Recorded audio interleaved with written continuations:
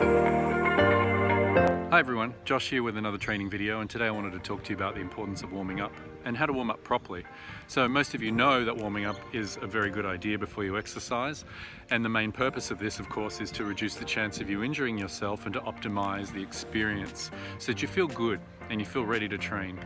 A number of things happen when you warm up, and we want to do it in a way that's going to be safe, that's going to be effective, and we can maybe develop a small routine that we can follow so you don't have to kind of do research every time you do it. And it's important to understand the difference between, say, static stretching and dynamic stretching. And a lot of people will stretch before a workout, which is fine as long as you stretch the right way. Now, a static stretch is something where you hold a stretch for a long period of time. This would be an example, okay? Now, the longer I hold my muscle in a stretched or lengthened position, the longer, unfortunately, I temporarily weaken that muscle and the joint that muscle supports. So not a good idea before you start training, although that's fine at the end of a workout or on off days when you're feeling a bit sore and you just want to take a bit of the tension and soreness out of your muscles. And what do you want to do before you work out is a dynamic stretch, sometimes called mobilizers.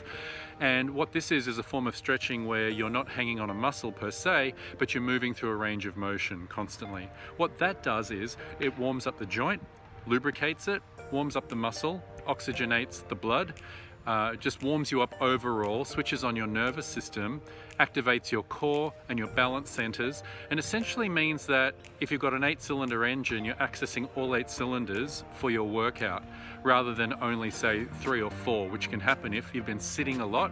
Your body gets very stiff and tight and builds up layers of adhesion in the form of collagen and stuff across your fascial tissue, and so that's why it can sometimes feel a bit sticky. When you start to move, your body starts to wake up and then you have a much better workout. So what's some examples of some good dynamic stretches or mobilizers that you can use? Firstly, I want you to think about movement in 3 planes of motion. Front and back, as we call sagittal in the industry, side to side, as we call frontal, so this way, bending sideways, and then transverse or twisting this way. The human body was evolved to be able to do all these things, to be able to complete day-to-day tasks. But a lot of gyms and gym workouts that people do on machines is only in the sagittal plane. So they never move out of that front and back plane of motion, which is a problem because you neglect 2 other very important planes of motion, which means your body stiffens up and you feel old prematurely. So think about dancers and martial artists and people who do yoga and Tai Chi throughout their entire lives. You'll see them moving like young people well into their later years, whereas people who stop moving tend to stiffen up, and then things that were really easy become almost inaccessible to them, just because if you don't use it, you lose it. So we want to mobilize the body in 3 dimensions, and we want to do it through a constant movement pattern. Here are 3 that I show my clients that are really good to incorporate into your warm-up. This first one is called side lunge reach.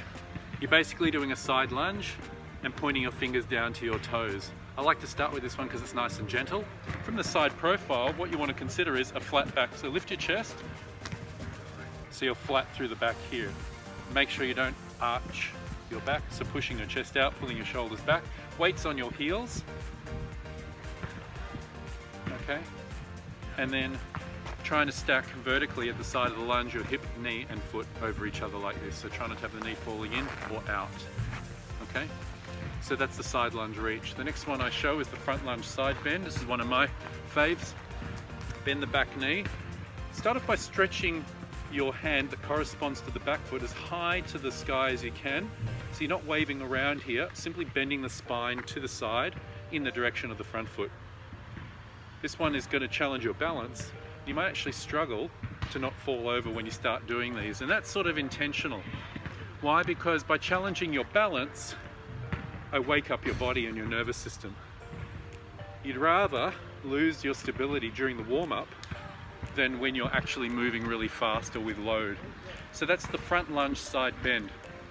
The last one's called the Spider-Man, where you get into like a long plank push-up position. Maybe show you from the profile. You can see.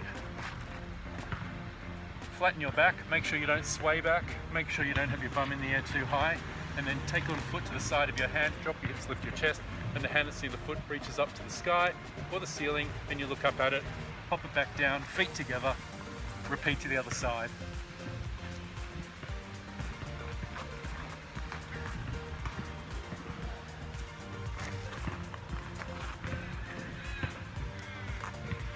I'm a big fan of the Spider-Man stretch. I do it before just about every workout I do. Now that's not the complete list, that's just 3 of my go-tos, which will cover every joint action, every muscle group, and basically do everything you need it to do. You're going to feel ready to run up a wall like having just drunk a strong coffee at the end of that, even if you're feeling sleepy and sluggish beforehand.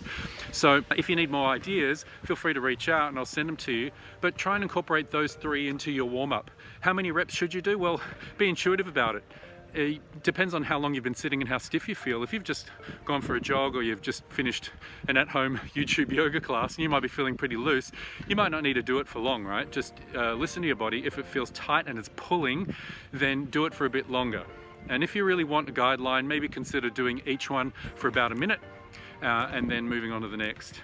So yeah, I hope that helps. Try that, see how you feel, and look forward to hearing how it goes for you. I'll catch you soon.